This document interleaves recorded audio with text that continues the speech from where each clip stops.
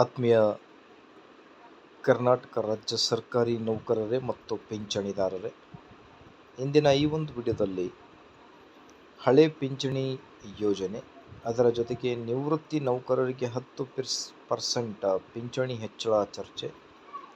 ಬನ್ನಿ ಮಾಹಿತಿ ಏನಿದೆ ಅಂತ ಡೀಟೇಲ್ ಆಗಿ ನೋಡ್ತಾ ಬರೋಣ ವೀಕ್ಷಕರೇ. ಅದಕ್ಕಿಂತ ಮುಂಚೆ ನೀವು ಕೊಡುವ ಒಂದೇ ಒಂದು ಲೈಕ್ ನಮಗೆ ಸಪೋರ್ಟ್ ಆಗಿರುತ್ತೆ. ದಯಮಾಡಿ ವಿಡಿಯೋನ ಲೈಕ್ ಮಾಡಿ, ಅದರ ಜೊತೆಗೆ ನಮ್ಮ ಯೂಟ್ಯೂಬ್ ಚಾನಲನ್ನು ಕೂಡ ಸಬ್ಸ್ಕ್ರೈಬ್ ಮಾಡಿಕೊಳ್ಳಿ ವೀಕ್ಷಕರೇ.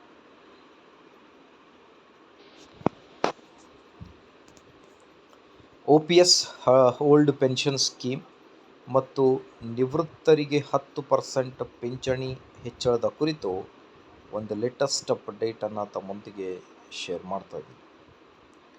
ರಾಜ್ಯ ಸರ್ಕಾರಿ ನೌಕರರು ಹಾಗೂ ನಿವೃತ್ತರ ಬಹುಕಾಲದ ಬೇಡಿಕೆಗಳಾದ ಹಳೆ ಪಿಂಚಣಿ ಯೋಜನೆ, OPS ಜಾರಿ ಮತ್ತು ಮೂಲ ಪಿಂಚಣಿಯಲ್ಲಿ 10% ಹೆಚ್ಚಳ ಕುರಿತಂತೆ ಮತ್ತೆ ಚರ್ಚೆ ಆರಂಭವಾಗಿದೆ. ಈ ಎರಡು ಬೇಡಿಕೆಗಳು ಜಾರಿಯಾದರೆ ಲಕ್ಷಾಂತರ ನೌಕರರು ಮತ್ತು ಆರ್ಥಿಕ ಪಿಂಚಣಿದಾರರಿಗೆ ದೊಡ್ಡ ಮಟ್ಟದ ಆರ್ಥಿಕ ಲಾಭ ಆಗಲಿದೆ.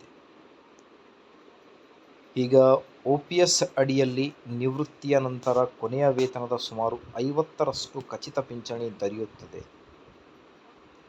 ಹಾಗಾಗಿ ಈಗ DNS ಅಲವನ್ಸ್, ಕುಟುಂಬ ಪಿಂಚಣಿ ಸೌಲಭ್ಯ ಮತ್ತು ಅದರ ಜೊತೆಗೆ 10% ಪಿಂಚಣಿ ಹೆಚ್ಚಳ, ಇದರ ಕುರಿತು ಏನಿದೆ ಅಂತ ನೋಡ್ತಾ ಬಂದರೆ, ಮೂಲ ಪಿಂಚಣಿಯಲ್ಲಿ 10% ಹೆಚ್ಚಳ ಮಾಡಿದರೆ ಎಲ್ಲ ನಿವೃತ್ತಿ ಪಿಂಚಣಿದಾರರಿಗೆ ಹೆಚ್ಚುವರಿ 10% ಪಿಂಚಣಿ ಇದೆ.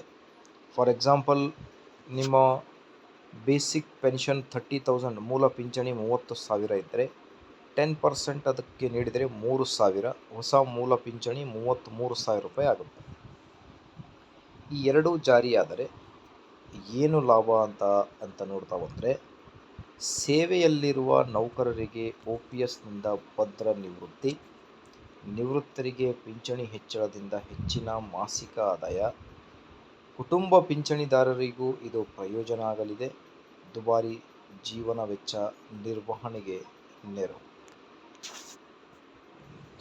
ಆದಷ್ಟು ಬೇಗ ಹಳೆ ಪಿಂಚಣಿ ಯೋಜನೆ, ಅದರ ಜೊತೆಗೆ 10% ಏನು ಹೆಚ್ಚುವರಿ ಇದೆ ಪಿಂಚಣಿದಾರರಿಗೆ ಏರಿಕೆಯಾಗಲಿ. ಮಾಹಿತಿ ಇಷ್ಟದಲ್ಲಿ ಲೈಕ್, ಶೇರ್.